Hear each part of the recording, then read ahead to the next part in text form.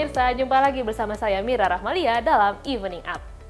Terus menunjukkan pertumbuhan signifikan dalam perkembangan startup global, Indonesia berhasil meraih peringkat ke-6 di antara negara-negara paling subur bagi pertumbuhan bisnis teknologi baru. Hal ini juga menunjukkan semakin matangnya ekosistem startup di tanah air.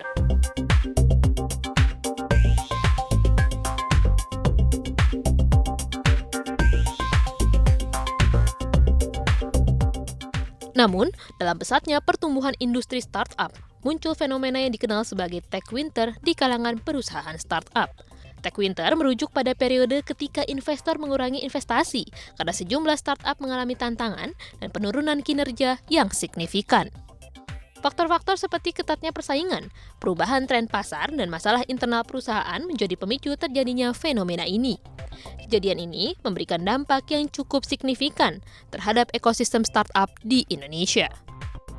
Meski demikian, Indonesia diharapkan dapat terus menunjukkan pertumbuhan positif dalam ekosistem startup global, salah satunya lewat upaya kolaboratif antara pemerintah, perusahaan, dan startup. Ini diharapkan dapat membawa dampak positif bagi perkembangan teknologi dan inovasi di tanah air. Salah satu aktor utama yang turut andil dalam prestasi ini adalah Metranet. Metranet merupakan anak perusahaan PT Telekomunikasi Indonesia Tbk atau Telkom yang dibentuk sejak 17 April 2009. Metranet sukses menjembatani antara para pemula dan ekosistem startup dengan memberikan akses ke tata kelola bisnis yang kuat, mentorship, modal, dan jaringan bisnis.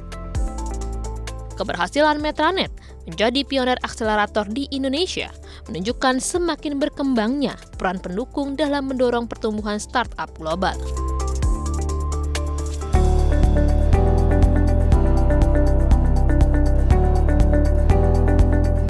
Untuk melihat bagaimana kondisi startup di Indonesia, saat ini saya sudah bersama Bapak Didik Budi Santoso selaku Presiden Direktur dari Metranet.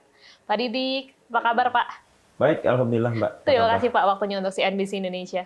Seperti tadi Pak, yang sempat saya perbincangkan di awal perbincangan ini, seperti apa sih sebenarnya Pak kondisi startup saat ini? Startup Indonesia saat ini masukin fase yang sangat menantang ya Mbak. Seperti kita ketahui saat ini ekonomi digital Indonesia ini sangat besar sekali. Dan kalau kita menghitung termasuk kawasan ASEAN, nilai ekonomi digitalnya cukup besar sekali.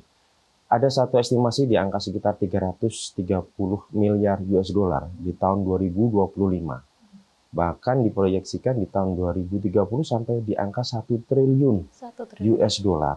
Dan ini tentunya Indonesia sangat berperan karena dari total angka itu sepertiganya berasal dari Indonesia. Sepertiganya Pak? Betul, dan dalam konteks ekonomi digital tentunya startup ini menjadi mesin penggerak utama sehingga sangat menjadi perhatian kita bersama, terutama mungkin juga dari sisi lingkungan bisnis ya, entah itu dari pemerintah, dari bisnisnya sendiri ataupun dari masyarakat untuk memungkinkan startup Indonesia ini lebih bertumbuh lagi. Berarti dukungannya dari pemerintah tuh sangat bagus begitu ya Pak? Betul Mbak, betul. Nah kalau dari jumlahnya begitu Pak, kalau di kita itu cukup banyak nggak sih Pak startup yang berkembang? Nah ini yang menarik, jadi tadi saya sampaikan karena nilai ekonomi digital cukup besar, tentunya sebagai mesin penggeraknya ini jumlahnya cukup signifikan ya. Di kawasan Asia sendiri Indonesia menempati ranking ketiga. Dan di kawasan secara global menempati ranking ke-6. Kita punya sekitar 2.600 startup yang ada di Indonesia. 2.600 baik. Tapi kan isu di sini juga ada sedikit soal layoff begitu Pak di dunia startup. Tidak lepas dari itu begitu. Sebenarnya seperti apa sih Pak kondisinya? Jadi beberapa waktu terakhir kita mendengarkan tech winter ya. Jadi startup saat ini menjadi sangat perlu lebih bijaksana dalam pengelolaan bisnisnya. Karena tuntutan investor, mereka saat ini memerlukan sebuah profil startup yang bisa menunjukkan tingkat profitabilitas yang cukup baik. Profitabilitas. Dan tentunya ini memerlukan tidak hanya produk yang cukup bagus ya, tapi juga pengoptimalan sumber daya yang saat ini mungkin dikelola oleh startup tersebut. Jadi sebabnya lebih ke situ ya Pak? Betul. Tapi memang saat ini kita sudah tech winter, belum juga? Sebenarnya sudah sejak pandemi kemarin ya, kita lihat pasca pandemi mungkin kita sebut di tahun 2021 gitu ya. Dan tentunya indikasi-indikasi Techwinter ini ada dua hal. Pertama, dari jumlah investasi yang masuk ke startup tersebut. Tidak sebesar sebelum-sebelumnya. Betul sekali. Dan yang kedua, indikasinya kita mendengar beberapa berita mungkin ya, beberapa startup yang cukup besar melakukan layoff. Dan juga tentunya ini sebagai langkah yang cukup bijaksana, sebagai kerangka kerja untuk pertanggungjawaban pada investasi yang sudah masuk, dan tentunya juga untuk menjaga supaya bisnis sustainability startup tersebut makin panjang. Supaya terus bisa berlangsung begitu. Betul ya Pak? sekali, Mbak. Pak, di kesempatan yang baik ini mungkin bisa disampaikan framework dari Metranet sendiri itu seperti apa sih? Oke, jadi mungkin sedikit saya tarik ke kerangka yang lebih besar. Telkom Indonesia ini memiliki 3 vehicle dalam pengelolaan startup atau inovasi di Indonesia. Pertama, Telkom dan Telkomsel. Mereka memiliki beberapa program untuk mengakselerasi tapi lebih di fase inkubasi beberapa startup yang kemudian untuk bisa memastikan startup itu lebih baik dan lebih bagus lagi dan di-challenge ke market, ada satu vehicle yang sekarang menjadi tanggung jawab Metranet sebagai akselerator, yang kemudian juga nanti ada MDI, Metra Digital Investama, yang mereka melihat ketiga startup itu cukup baik profitabilitasnya, mereka bisa melakukan investasi di situ. Nah, spesifik untuk Metranet sendiri, seperti yang kita lihat di sini mungkin kelihatan ya, Flying the Giant-nya adalah framework kami. Giant ini adalah singkatan dari Great Innovation, A-nya adalah accelerated, N-nya adalah nurture, dan T itu new top. Artinya apa? Kita dalam kerangka kerja mengakselerasi startup itu memang mengambil startup-startup yang masuk kategori Great Innovation.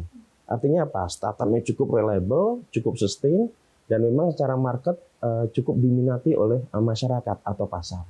Dan tentunya dalam konteks akselerasi ini kami punya banyak capability ya, nah, mungkin nanti saya sebutkan setelah ini, di mana dalam rangkaian Metranet sebagai bagian Telkom Group ini mempunyai skenario yang cukup besar dalam pengelolaan ekonomi digital Indonesia, tentunya dengan mendorong startup-startup yang ada di Indonesia. Baik, Pak. Bisa disebutkan capability seperti apa sih yang dimiliki? Oke, jadi kita ketahui bahwa painful problem saat ini mostly banyak startup yang pengen lebih fokus pada produk manajemennya, pengembangan fitur. Tapi saat bersamaan mereka juga memerlukan penetrasi pasar yang lebih luas. Jadi ini antara resource untuk R&D sama resource go to market menjadi sebuah tantangan buat teman-teman startup. Sehingga diperlukanlah partner yang mampu menjaga ritme itu.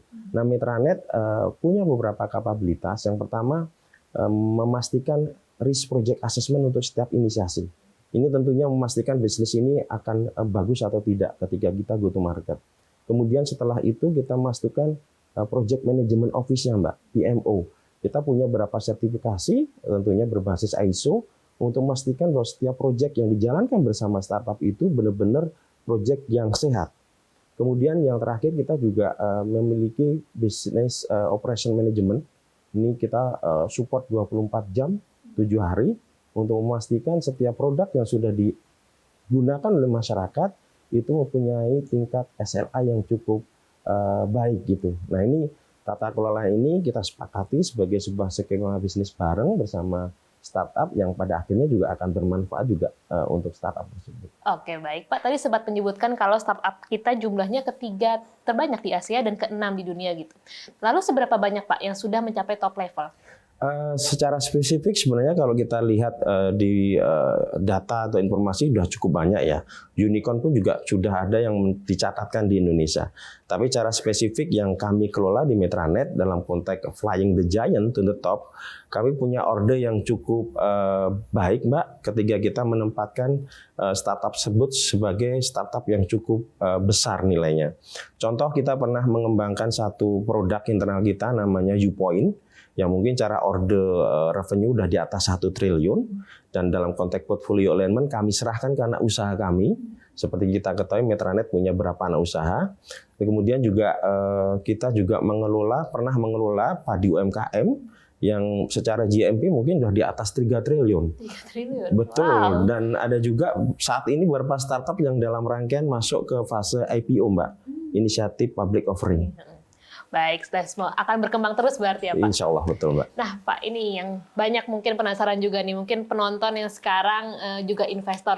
Memungkinkan nggak sih, Pak, untuk investor itu masuk ke Metranet dan melakukan pendanaan?